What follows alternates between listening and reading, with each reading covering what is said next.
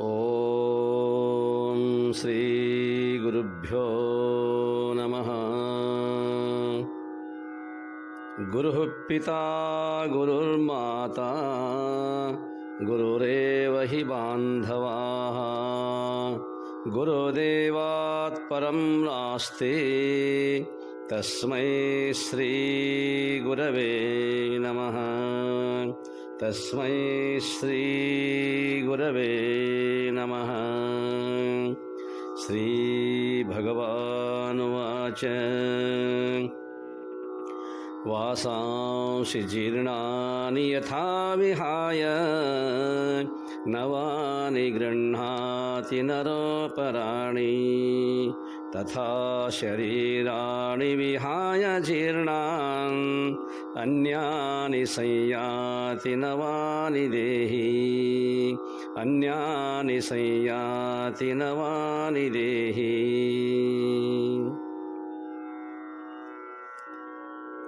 ಮನುಷ್ಯನು ಹೀಗೆ ಹಳೆಯ ಬಟ್ಟೆಗಳನ್ನು ಬಿಟ್ಟು ಬೇರೆ ಹೊಸ ಬಟ್ಟೆಗಳನ್ನು ಗ್ರಹಿಸುತ್ತಾನೆಯೋ ಧರಿಸುತ್ತಾನೆಯೋ ಹಾಗೆಯೇ ದೇಹದಲ್ಲಿರುವ ಆತ್ಮನು ಜೀರ್ಣವಾದ ಶರೀರಗಳನ್ನು ಬಿಟ್ಟು ಬೇರೆ ಹೊಸ ಶರೀರಗಳನ್ನು ಹೊಂದುತ್ತಾನೆ.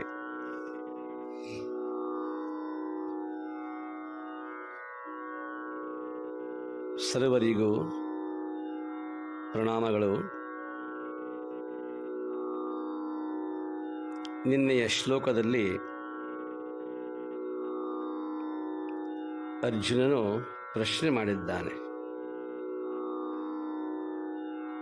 ಭಗವನ್, ನಾನು ಆತ್ಮಕ್ಕಾಗಿ ಶೋಕಿಸುವುದಿಲ್ಲ, ನನಗೆ ಆ ದುಃಖವಿಲ್ಲ, ಈ ದೇಹಗಳಿಗಾಗಿ ನಾನು ದುಃಖ ಪಡುತ್ತಿರುವೆ ಎಂಬುದಾಗಿ ಕೇಳಿಕೊಂಡಿದ್ದಾನೆ. ಪುಣ್ಯಾತ್ಮರೇ, ಅರ್ಜುನನಿಗೆ ಮನಸ್ಸಿನಲ್ಲಿ ಅನೇಕ ಸಂದೇಹಗಳು. ಆ ಸಂದೇಹಗಳು ಅವನನ್ನು ಉದ್ಧರಿಸುತ್ತಲಿವೆ. ಆ ಪ್ರಶ್ನೆಗಳಿಗೆ ಭಗವಂತನು ಎಷ್ಟು ವಿಚಲಿತನಾಗದೆ ಅವನು ಒಂದೊಂದು ಸಂಶಯಗಳನ್ನು ಪರಿಹಾರ ಮಾಡುತ್ತಾ ಹೊರಟಿದ್ದಾನೆ. ಅವನ ಪ್ರಶ್ನೆಗಳಿಗೆ ತಕ್ಕ ಹಾಗೆ ಸ್ವತಃ ಭಗವಂತನೇ ಉತ್ತರಿಸುತ್ತಿದ್ದಾನೆ. ಅರ್ಜುನ, ಒಂದು ವ್ಯಾವಹಾರಿಕ ಉದಾಹರಣೆಯನ್ನೇ ತೆಗೆದುಕೋ. ಮನುಷ್ಯನು ಹರಿದು ಹೊಲಸಾದ ಜೀರ್ಣವಾದ ಬಟ್ಟೆಗಳನ್ನು ಬಿಸಾಕಿ ಅಂದವಾದ ತನ್ನ ಶರೀರಕ್ಕೆ ತಕ್ಕುದಾಗಿರುವಂತಹ ಹೊಸ ಹೊಸ ಬಟ್ಟೆಗಳನ್ನು ತೊಟ್ಟು ಆನಂದ ಪಡುವುದಿಲ್ಲವೇ? ಬೇರೆ ಬಟ್ಟೆಗಳನ್ನು ಅವನು ಧರಿಸಿಕೊಳ್ಳುವುದಿಲ್ಲವೇ? ಹಾಗೆಯೇ ಜೀವನವು ಮುಪ್ಪಿನಿಂದ ಒಪ್ಪಗೆಟ್ಟ ವರ್ತಮಾನ ದೇಹವನ್ನು ತೊರೆದು ನಯನ ಮನೋಹರವಾದ ಹೊಸ ದೇಹವನ್ನು ಧರಿಸುತ್ತಾನೆ. ಹಳೆಯದು ಹೋಗಿ ಹೊಸದು ಸಿಗುವಾಗ ಹಳೆಯದಕ್ಕಾಗಿ ಅದಾವ ಜಾಣ ದುಃಖಿಸುತ್ತಾನೆ. ಅರ್ಜುನ, ನಿನ್ನಷ್ಟಕ್ಕೆ ನೀನೇ ವಿಚಾರ ಮಾಡು. ಇಲ್ಲಿಯವರೆಗೆ ಯಾವುದಾದರೂ ಹಳೆಯ ದೇಹಗಳು ಉಳಿದಿವೆಯೇ? ಆ ವಸ್ತ್ರಭೂಷಣಗಳೆಲ್ಲ ಹಳೆಯದಾದ ನಂತರದಲ್ಲಿ ಅವನ್ನು ಬಿಸಾಕುವುದಿಲ್ಲವೇ? ಅವೆಲ್ಲ ವಸ್ತ್ರಭೂಷಣಗಳು ಶರೀರ ಮಾತ್ರಕ್ಕೆ ಹೇಗೋ ಹಾಗೆ ಆತ್ಮನೆಂಬ ಮೂಲ ವಸ್ತು ಅಲಂಕಾರಕ್ಕಾಗಿ, ಒಂದು ಆಶ್ರಯವನ್ನು ಪಡೆಯುವುದಕ್ಕಾಗಿ ಈ ದೇಹವನ್ನು ಧಾರಣ ಮಾಡಿದ್ದಾನೆ ಹೊರತು ದೇಹವೇ ತಾನಲ್ಲ. ವಸ್ತ್ರಗಳು ಹೇಗೆ ತಾನಲ್ಲವೋ ಹಾಗೆಯೇ ಕೆ.ಸಿ. ಶಿವಪ್ಪನವರು ಹೇಳುವ ಹಾಗೆ ಮುದ್ದುರಾಮನಲ್ಲಿ, ವಸ್ತ್ರಭೂಷಣವೆಲ್ಲ ತನುವಿಗಲ್ಲದೆ ಮತ್ತೆ ಒಳಗಿರುವ ಸುಪ್ರಭೆಯ ಆತ್ಮನಿಗೆ ಇಹುದೇ. ವಸ್ತ್ರಭೂಷಣವೆಲ್ಲ ತನುವಿಗಲ್ಲದೆ ಮತ್ತೆ ಒಳಗಿರುವ ಸುಪ್ರಭೆಯ ಆತ್ಮನಿಗೆ ಇಹುದೇ ಮೋಹ ವಿವರಗಳೆಲ್ಲ ಬರೀ ಬಾಹ್ಯ ಸಾಮಗ್ರಿ. ಮೋಹ ವಿವರಗಳೆಲ್ಲ ಬರೀ ಬಾಹ್ಯ ಸಾಮಗ್ರಿ. ದಿವ್ಯವೋ ಧ್ಯಾನ ಬಗೆ ಮುದ್ದು ರಾಮ. ದಿವ್ಯವೋ ಧ್ಯಾನ ಬಗೆ ಮುದ್ದು ರಾಮ. ಮೇಲೆ ಧರಿಸಿರುವ ಎಲ್ಲ ಆ ವಸ್ತ್ರಗಳು, ಆ ಆಭರಣಗಳು ಕೇವಲ ಅಂಗಸೌಷ್ಠವಕ್ಕಾಗಿ, ದೇಹಕ್ಕೋಸ್ಕರವಾಗಿಯೇ ವಿನಃ ಆತ್ಮನಿಗೆ ಲವಲೇಶವೂ ಅದರ ಬಗ್ಗೆ ಕಲ್ಪನೆಯೇ ಇಲ್ಲ. ಒಳಗಿರುವ ಸುಪ್ರಭೆಯ ಆತ್ಮನಿಗೆ ಇಹುದೇ, ಆ ಒಳಗೆ ಇರುವಂತಹ ಪ್ರಭಾಮಯವಾಗಿರುವಂತಹ ಆತ್ಮನಿಗೆ ಈ ಯಾವ ವೇಷಭೂಷಣಗಳ ಅವಶ್ಯಕತೆಯೂ ಅವನಿಗಿಲ್ಲ. ಮೋಹ ವಿವರಗಳೆಲ್ಲ ಬರೀ ಬಾಹ್ಯ ಸಾಮಗ್ರಿ. ಶರೀರದ ಮೇಲೆ ನಮಗೆ ಅಷ್ಟೊಂದು ಮೋಹ. ನಾನು ಸುಂದರವಾಗಿ ಕಾಣಬೇಕು, ಅಲಂಕಾರವನ್ನು ಮಾಡಿಕೊಳ್ಳಬೇಕು ಎಂಬುದಾಗಿ ಈ ಜೀವನು ತನ್ನ ಶರೀರದ ಬಗ್ಗೆ ಸಾಕಷ್ಟು ಮೋಹವನ್ನು ಪಡೆಯುತ್ತಾನೆ. ಆ ಮೋಹವನ್ನು ಧರಿಸಿದ್ದಾನೆ. ಆದ್ದರಿಂದ ಅದನ್ನು ತೆಗೆದುಹಾಕುವುದೇ ಇಲ್ಲಿ ಭಗವಂತನ ಉದ್ದೇಶವಾಗಿದೆ. ಅರ್ಜುನ, ನೀನಾದರೂ ಧೀರ. ಘೋರ ತಪಗೈದು ಶಿವನನ್ನೇ ಪ್ರತ್ಯಕ್ಷ ಕಂಡ ಮಹಾತಪಸ್ವಿ, ಶಾಸ್ತ್ರ ವಿಶಾರದ ಲೋಕಾನುಭವಿ. ನೀನೇ ಹೇಳು ನೋಡೋಣ.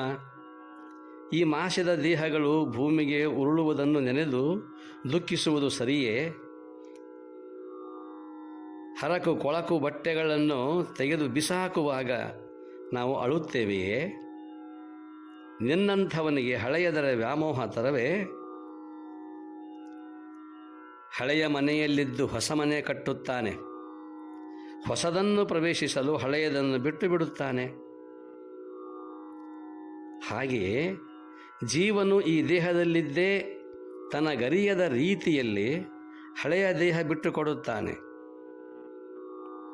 ಈ ಮಾತಿಗೆ ಪುಷ್ಟಿ ಕೊಡುವ ಬೃಹದಾರಣ್ಯಕ ಉಪನಿಷತ್ತಿನ ಮಾತು ನೋಡಿ ಹೇಗಿದೆ. ಯಥಾ ತೃಣಜಲಾಯಕ ತೃಣಶಾಂತಂ ಗತ್ವಾ ಅನ್ಯಂ ಆಕ್ರಮ್ಯ ಆತ್ಮಾನಂ ಉಪಸಂಹರತಿ ಏವ ಏವಂ ಏವ ಅಯಮಾತ್ಮ ಇದಂ ಶರೀರಂ ನಿಹತ್ಯ ಅವಿದ್ಯಾಂ ಗಮಯಿತ್ವಾ ಅನ್ಯಂ ಆಕ್ರಮ್ಯ ಆತ್ಮಾನಂ ಉಪಸಂಹರತಿ. ಯಥಾ ತೃಣಜಲಾಯುಕ,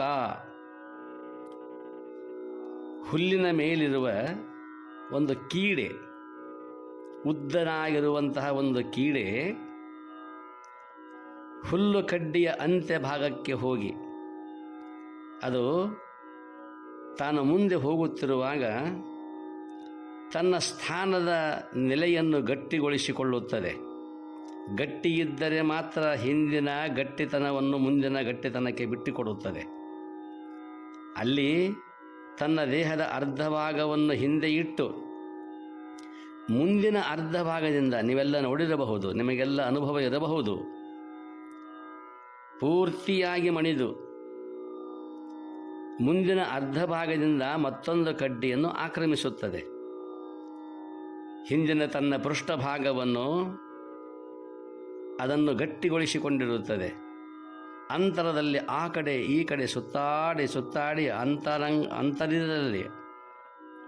ಅಂತರದಿಂದಲೇ ಅದು ಗಟ್ಟಿ ಇದೆಯಲ್ಲವೋ ನೋಡುತ್ತದೆ. ತನ್ನ ಮುಂದಿನ ಸೊಂಡೆಯನ್ನು ಊರುತ್ತದೆ.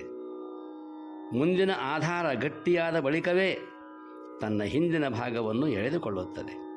ಅದರಂತೆ ಜೀವಾತ್ಮನು ವರ್ತಮಾನ ದೇಹವನ್ನು ಬಿಡುವಾಗ ಆ ಕೀಡೆ ತನ್ನ ಹಿಂದಿನ ಭಾಗವನ್ನು ಬಿಡುವಾಗ ಹೇಗೆ ವಿಚಾರ ಮಾಡುತ್ತದೆಯೋ, ಮುಂದೆ ಗಟ್ಟಿ ಇದೆಯೋ ಇಲ್ಲವೋ ಎಂಬುವ ಹಾಗೆ ಇಲ್ಲಿ ಜೀವಾತ್ಮನು ವರ್ತಮಾನ ದೇಹವನ್ನು ಬಿಡುವಾಗ ಅಜ್ಞಾತವಾಗಿ ಎರಡನೆಯ ದೇಹದ ಆಶ್ರಯ ಪಡೆದು ಪೂರ್ವ ದೇಹದಿಂದ ಬಿಡುಗಡೆ ಹೊಂದುತ್ತಾನೆ.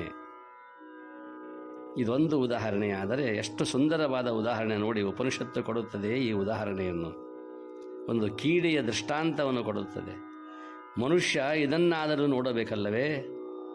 ತಾನು ಪ್ರತ್ಯಕ್ಷ ನಿದರ್ಶನವನ್ನು ಹೊಂದಿರತಕ್ಕಂತಹ ಇದೊಂದು ಉದಾಹರಣೆ, ಪ್ರತಿನಿತ್ಯವೂ ನಾವು ನೋಡುವಂತಹದ್ದು. ನಿಸರ್ಗದ ಕ್ರಿಮಿಕೀಟಗಳನ್ನು ನೋಡಿದರಲ್ಲವೇ ನಮಗೆ ಆ ಭಾನ ಬರುವುದು. ನಮಗೆ ನಮ್ಮತನವೇ ಪರಿಚಯವಿಲ್ಲದ ಹಾಗಿದೆ. ಇನ್ನು ಹುಳುಗಳನ್ನು, ಕೀಡೆಗಳನ್ನು, ಪ್ರಾಣಿಗಳನ್ನು ನಾವು ನೋಡುವುದಾದರೂ ಯಾವಾಗ? ಇರಲಿ.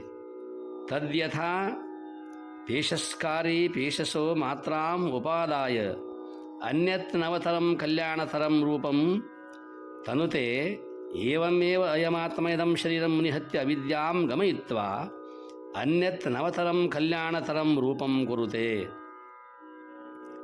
ಚಿತ್ರಕಾರನು ಬಣ್ಣ, ಕುಂಚ ಇತ್ಯಾದಿ ಸಾಮಗ್ರಿಗಳನ್ನು ತೆಗೆದುಕೊಂಡು ಹೊಸ ಚಿತ್ರವನ್ನು ಬರೆಯುತ್ತಾ ಇರ್ತಾನೆ. ಹೇಗೆ ಅವನು ಬರೆಯುತ್ತಾನೆಯೋ ಅದೇ ರೀತಿಯಾಗಿ ಆತ್ಮನು ತನ್ನ ಮನ, ಸ್ಮೃತಿ, ಬುದ್ಧಿ, ಅಹಂಗಳನ್ನು ಎತ್ತಿಕೊಂಡು ಹೊಸ ದೇಹವನ್ನು ಧರಿಸುತ್ತಾನೆ. ಆ ಚಿತ್ರಕಾರನಿಗೆ ಬಣ್ಣ, ಕುಂಚ ಇತ್ಯಾದಿಗಳು ಹೇಗೆ ಸಾಮಗ್ರಿಗಳೋ ಹಾಗೆ ಆತ್ಮನು ತನ್ನ ಆಶ್ರಯದಲ್ಲಿರುವಂತಹ ಮನಸ್ಸು, ಸ್ಮೃತಿ, ಬುದ್ಧಿ, ಅಹಂಗಳನ್ನು ಎತ್ತಿಕೊಂಡು ಹೊಸ ದೇಹವನ್ನು ಪ್ರವೇಶಿಸುತ್ತಾನೆ. ಋಷಿಗಳ ಅನುಭವದ ನುಡಿಯಿದು. ದೇಹಗಳು ಕಾಲದಿಂದ ಕ್ಷಯವಾಗುತ್ತವೆ. ಅದೇ ರೀತಿ ಶಸ್ತ್ರಗಳಿಂದಲೂ ಬಾಧೆಗೊಳ್ಳುತ್ತವೆ. ಆತ್ಮನು ಮಾತ್ರ ನಿರ್ಲಿಪ್ತ, ಯಾವಾಗಲೂ ನಿರ್ಲಿಪ್ತ. ಅವನಿಗೆ ಯಾವ ಸೋಂಕು ಇಲ್ಲ. ಆ ನಿರ್ಲಿಪ್ತತೆಯನ್ನು ಪಡೆಯಬೇಕೆಂಬುದು ಭಗವಂತನ ಉದ್ದೇಶವಾಗಿದೆ. ಅದಕ್ಕಾಗಿ ಈ ದೇಹಾಭಿಮಾನ ಬೇಡ ಎಂಬುದಾಗಿ ಭಗವಂತನ ಉದ್ದೇಶ. ಮುದ್ದುರಾಮ ಹೇಳುತ್ತಾನೆ, ದೇಹದಭಿಮಾನದಲ್ಲಿ ಅಂಟಿ ನಿಂತರೆ ಬದ್ಧ, ದೇಹದಭಿಮಾನದಲ್ಲಿ ಅಂಟಿ ನಿಂತರೆ ಬದ್ಧ, ನಿರ್ಲಿಪ್ತಿ ಮುಕ್ತತೆಗೆ ಹೊರಗಿದರೆ ಬುದ್ಧ, ನಿರ್ಲಿಪ್ತಿ ಮುಕ್ತತೆಗೆ ಹೊರಗಿದರೆ ಬುದ್ಧ. ವಿದ್ಯೆ ಅರಿವಿಗೆ ದಾರಿ ಮಾಯೆ ಬಂಧನಕಾರಿ, ವಿದ್ಯೆ ಅರಿವಿಗೆ ದಾರಿ ಮಾಯೆ ಬಂಧನಕಾರಿ, ಬ್ರಹ್ಮದರ್ಶನ ಜ್ಞಾನ ಮುದ್ದು ರಾಮ, ಬ್ರಹ್ಮದರ್ಶನ ಜ್ಞಾನ ಮುದ್ದು ರಾಮ. ಈ ದೇಹದ ಮೇಲಿರುವ ಅಭಿಮಾನವನ್ನು ಬಿಡಬೇಕು. ಅಲ್ಲಿಯೇ ನಿಂತರೆ, ಅದಕ್ಕೆ ಅಂಟಿಕೊಂಡರೆ ಇದೇ ಶಾಶ್ವತ, ಇದೇ ಸತ್ಯ ಎಂಬುದಾಗಿ ನಂಬಿಕೊಂಡು ನಿಂತರೆ ಅಲ್ಲಿ ನಾನು ಬದ್ಧನಾಗಿ ಬಿಡುತ್ತೇನೆ. ಆದ್ದರಿಂದ ನಾನು ಬದ್ಧನಾಗಬಾರದು. ಮೂಲದಲ್ಲಿ ನಾನು ಬುದ್ಧ ಸ್ವರೂಪನೇ ಇದ್ದೇನೆ, ಶುದ್ಧ ಸ್ವರೂಪನೇ ಇದ್ದೇನೆ. ಆ ಶುದ್ಧವಾದ, ಬುದ್ಧವಾದ ಆ ಒಂದು ನಿರ್ಲಿಪ್ತತೆಯನ್ನು ಪಡೆಯಬೇಕಾದರೆ, ಆ ಮುಕ್ತತೆಯನ್ನು ಪಡೆಯಬೇಕಾದರೆ ಈ ದೇಹದ ಮೇಲೆ ಒಂದಿಷ್ಟು ಅಭಿಮಾನವನ್ನು ತೊರೆಯಬೇಕು. ಅದೇ ವಿದ್ಯೆ ಅನ್ನುವಂಥದ್ದು. ಅದು ಬ್ರಹ್ಮವಿದ್ಯೆ, ಅದು ಅರಿವಿಗೆ ದಾರಿ. ನನ್ನತನವನ್ನು ನಾನು ಕಂಡುಕೊಳ್ಳಲಿಕ್ಕೆ ಅದೊಂದಿಷ್ಟು ಸುಗಮವಾಗಿರುವಂಥ ಪಥ. ಆದರೆ ದೇಹದ ಮೇಲಿರುವ ಮಾಯೆ, ಆ ಆಶೆ, ಅದು ಬಂಧನಕಾರಿಯಾದದ್ದು. ಆದ್ದರಿಂದ ಬ್ರಹ್ಮದರ್ಶನವೇ ನಿಜವಾದ ಜ್ಞಾನ ಎಂಬುದಾಗಿ ಮುದ್ದುರಾಮನೂ ಕೂಡ ಹೇಳುತ್ತಾರೆ. ಅದಕ್ಕೋಸ್ಕರವಾಗಿ ಅರ್ಜುನ ವಿಚಾರ ಮಾಡಿಕೊ. ನಿಜಗುಣರು ಹೇಳುತ್ತಾರೆ, ಪಡೆವೆ ನೀನೆಂದಿಗೆ ಪರಮುಕ್ತಿ ಸುಖವನು, ಕೆಡುವ ಕಾಯದ ಮೋಹವನು ಮಾಣೆ ಮನುಜ. ಶರೀರದ ಮೇಲೆ ನಿನಗೆ ಎಷ್ಟೊಂದು ಮೋಹ. ಚಿಕ್ಕವನಿರುವಾಗಿನ ಶರೀರ ಈಗಿದೆಯೇ? ತಾರುಣ್ಯದಲ್ಲಿ 18ರ ಆ ಹರೆಯದಲ್ಲಿ ಇರುವಂತಹ ಆ ಯೌವನ ಈಗಿದೆಯೇ? ಶರೀರಕ್ಕೆ ಕಾಲ ಆ ಶರೀರವನ್ನು ನುಂಗಿ ಹಾಕುತ್ತಿದೆ. ಮಲಮೂತ್ರ ಒಣಗಿರುತ್ತ ನೆಲೆಯೊಳು ನೆಲೆನೆಂಬೆ, ಫಲವು ಪೇಯದ ತಾಣವೆನಿಸುವ ಅಂಗದಳು ನೆಲೆಸಿ ವಿಷಯ ಸುಖವನ್ನು ಭೋಗಿಸುವೆನೆಂದು ಸೆಲೆಮನ ಬೆಳೆಸಿಹುದನ್ನು ಬಿಡೇ ಮನುಜ. ಜಡ ದೃಶ್ಯ ಮಿತಿ ಪರಿಣತೆ ಭೂತ ಕಾರ್ಯತೆ ಹಿಡಿದು ಕನಸು ನಿದ್ರೆಯೊಳಗಿಲ್ಲವಾಗಿ ಕೊಡನಂತೆ ಬೇರೆನಿಸಿಹುದು ತಾನಲ್ಲವೂ ಈ ಒಡಲೆಂಬ ಸುವಿವೇಕವನ್ನು ಮಾಡೆ ಮನುಜ. ಅನಿಮಿತ್ಯ ಅರಿಗಳೆನಿಸುವ ಕಾಮಾದಿಗಳಿಗೆ ತನು ಅನೇಕವ ನಿತ್ಯ ಭವಭವಂಗಳಲ್ಲಿ ನಿನಗೊಂದು ದೇಹವಿದನು ತೊಟ್ಟು ತಪವಾಂತು ಘನಶಂಭುಲಿಂಗವಾಗಿರಲು ಅಲ್ಲೋ ಮನುಜ. ಪ್ರಶ್ನೆ ಮಾಡುತ್ತಾರೆ ನಿಜಗುಣರೂ ಕೂಡ. ಆದ್ದರಿಂದ ಇಲ್ಲಿ ನಾವು ಅಂಟಿ ನಿಂತರೆ, ಆ ದೇಹದ ಅಭಿಮಾನದಲ್ಲಿ ಅಂಟಿ ನಿಂತುಕೊಂಡರೆ ಬದ್ಧರಾಗುತ್ತವೆ. ಆದ್ದರಿಂದ ನಾವು ಬದ್ಧರನ್ನು ಉದ್ಧರಿಸಲು ಬಂದ ಶುದ್ಧ ಬುದ್ಧ ಭಗವಂತ. ಅಂತಹ ವಿಶೇಷ ಉಪದೇಶ ಭಗವಂತನಿಂದ ನಡೆದಿದೆ. ಈಗ ಅರ್ಜುನನಲ್ಲಿ ಇನ್ನೂ ಸಂದೇಹಗಳು. ಆ ಸಂದೇಹಕ್ಕೆ ಅವನ ಸಂದೇಹ ಏನು ಎಂದರೆ, ಈ ಶರೀರ ಒಳಗಡೆ ಇರುವಂಥ ಆತ್ಮನಿರುವಾಗ ಅನೇಕ ಶಸ್ತ್ರಗಳಿಂದ ಕತ್ತರಿಸಲ್ಪಡುತ್ತದೆ ದೇಹ, ಸುಡುತ್ತದೆ ದೇಹ, ಗಾಳಿ ಇದನ್ನು ಒಣಗಿಸುತ್ತದೆ, ನೀರು ಇದನ್ನು ತೋಯಿಸುತ್ತದೆ. ಇವೆಲ್ಲ ನಮಗೆ ಪ್ರತ್ಯಕ್ಷ ಅನುಭವಕ್ಕೆ ಇರುವಾಗ ಈ ಎಲ್ಲ ಅನುಭವಗಳನ್ನು ಆತ್ಮನು ಅನುಭವಿಸುತ್ತಾನೋ ಅಥವಾ ಈ ಶರೀರವು ಅನುಭವಿಸುತ್ತದೆಯೋ ಎಂಬುದಾಗಿ ಅವನ ಪ್ರಶ್ನೆ ಇದೆ. ಅದಕ್ಕೆ ಉತ್ತರವನ್ನು ನಾಳೆ ನೋಡುವ. ಓಂ ಶಾಂತಿ ಶಾಂತಿ ಶಾಂತಿ.